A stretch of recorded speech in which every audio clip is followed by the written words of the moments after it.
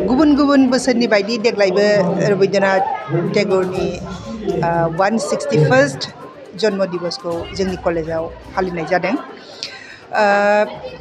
दस्रा बोसोरफ्रावबो फालियो। दिनै बांला डिपार्टमेन्टआ बेखौ लिड लादों, आगभाग लादों। नाथाय बांला बिभागजों लोगोसे गासिबो कलेजनि बयबो अत'पाताभाबै जड़ित जानानै दङ।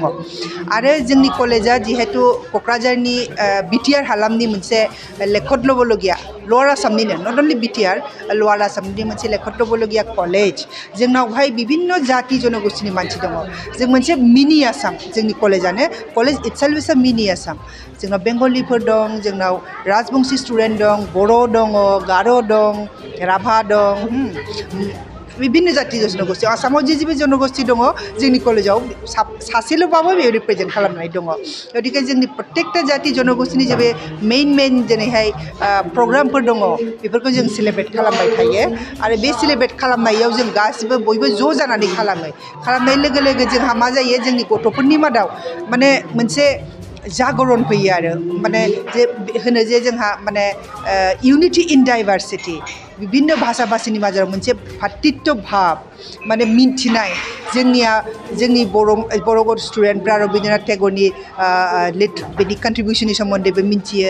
आरोबा जों जखन जोंनि असमिया डिपार्टमेन्टआ मालाबा भुपेन हाजरिकानि जन्मदिन फाथियो, बिष्णु राभानि जन्म दिवस फाथियो। बेफोर दिनाव दस्रा कमिउनिटिनि मानसिफ्रा बिसोरनि कन्ट्रिबिउसनखौ मिन्थियो। जोंनि ईशान मुसाहारि डे फाथियो जोंना उपेन्द्रनाथ ब्रह्मनि जन्मदिन बा बेबायदिनो जों फाथियोब्ला जखन जोंनि बर'नि जि कन्ट्रिबिउसन दङ बेखौबो दस्रा गथ'फ्रा मिन्थियो। बेनिखायनो बे मोनसे बिराद मोजां आरो जों ज' अनलायनानै बिभिन्न जाति जनगोष्ठीनि मानसिफोर जों बाहाय स्टुडेन्टफोर जों बाहाय बिदा फंबाय बायदि जोङो मोनसे इउनिटिजों मोनसे समन्वयनि मोनसे माबाजों खानानै जोङो ज' थायो आरो। क'क्राझार गभर्नमेन्ट कलेजाव 161तम जन्मसान फालिदों रबीन्द्रनाथ टेगरनि। आरो दिनैहाय आं बिटिआरनि EM नालाय फैनानै आं बिराद मोजां मोनदों। मानोना क'क्राझार गभर्नमेन्ट कलेजनि दैदेननायाव दिनैहाय जाय जन्म जयन्तिनि उत्सव फालिदों, बेहायनो खालि रबीन्द्रनाथ टेगोर इन्टारनेशनेल फिगार, बे खुनु बाङालि हारसा बा बर' राजबंशीनि खोथा गैला। नेशनेल फिगार हिसाबै दिनैहाय क'क्राझार कलेजाव माने जन्म जयन्ति फालिदों। आरो बिभिन्न जाति जनगोष्ठीनि स्टुडेन्टफोरा बर', बाङालि, कच राजबंशी गासिबो बाहागो लादों। आरो आं बेहाय फैनानै मानगोनां कबिगुरु रबीन्द्रनाथ ठाकुरनि सोमोन्दोआव जेसेबां आं बिबुंथि लाखिदों, आं सानो जे बेबायदि बिबुंथि खोनासंनानै स्टुडेन्टफोरा इन्सपाइरेसन मोनगोन। आरो फैगौ समायाव रबीन्द्रनाथ ठाकुरनि जेसेबां माने बिजाब दङ फरायनानै गावनि जिबनखौ आरो बारायनो हागोन। आरो क'क्राझार कलेजनि प्रिन्सिपाल बनबिना ब्रह्म बिथांमोना बेहाय बाहागो लादोंमोन।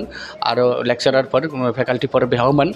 आरो आं सानो जे फैगौ समायाव जाहाथे जन्म जयन्ति फालिनाया आरो गिदिर मावनो हायो। गभर्नमेन्टनिफ्राय जुदि कुनु सहाय आरो सहযোगिता नांगौबा गभर्नमेन्टनिफ्राय एकदम पजिटिभलि जों कपारेट खालामगोन।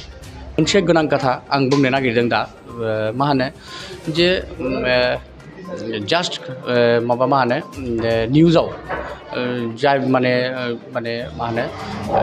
रादाब जागासिनो दङ, बे जास्ट खालि सरकार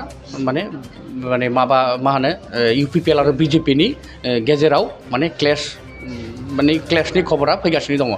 आं स्पष्ट खालामदों, सासे MCLA खैराबारिनि भबेन बर' बिथां, बेना किसुमान माखासे गावनि समस्यानि थाखाय बे एसे डिसएपइन्टेड जादों। ओंखायनो मिडियानि सिगां जानला मानला बुंदों। खिन्थु ना प्रमोद बर', ना BJP, ना BPF दाबो खिन्थु जेबो बुङाखै दाबो मिडियानि सिगां। ना बिथां हाग्रामा जेबो बुंदों, ना प्रमोद बर' जेबो बुंदों, ना BJP बुंदों, जेबो बुङाखै। कुनु सरकारनि कुनु नेहाथारि आफादगिरि जेबो बुङाखै। जास्ट खालि निउजनि बाथ्रा, निउजनि रादाब, जास्ट खालि सासेल' मानसिनि स्टेटमेन्ट लानानै सरकारनि खोथा बुंगासिनो दं।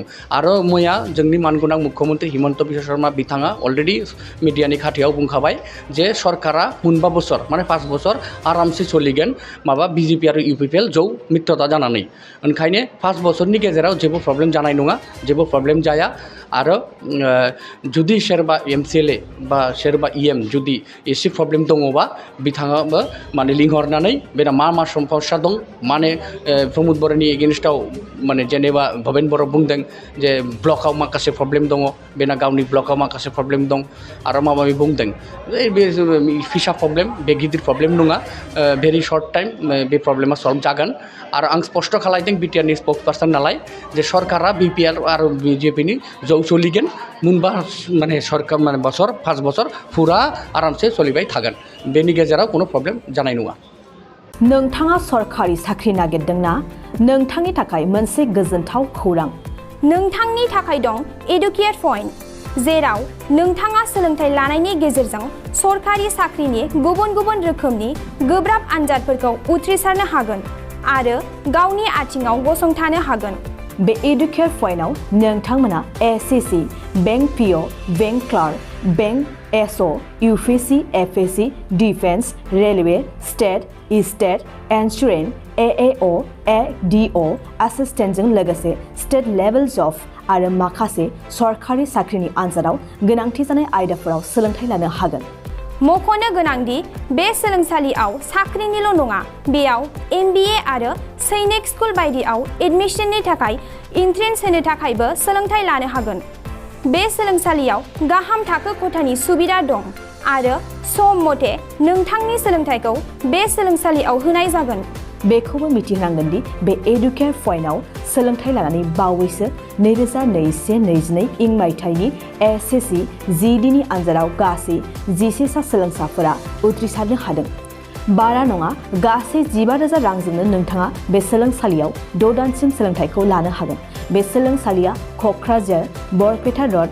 गवालपारा आरो बङाइगावआवबो दं क'क्राझाराव सोलोंथाइ लानो गोसो गुदुं जानाय सुबुंफोरा 70020261133 9101 536360 70020261133 9101536360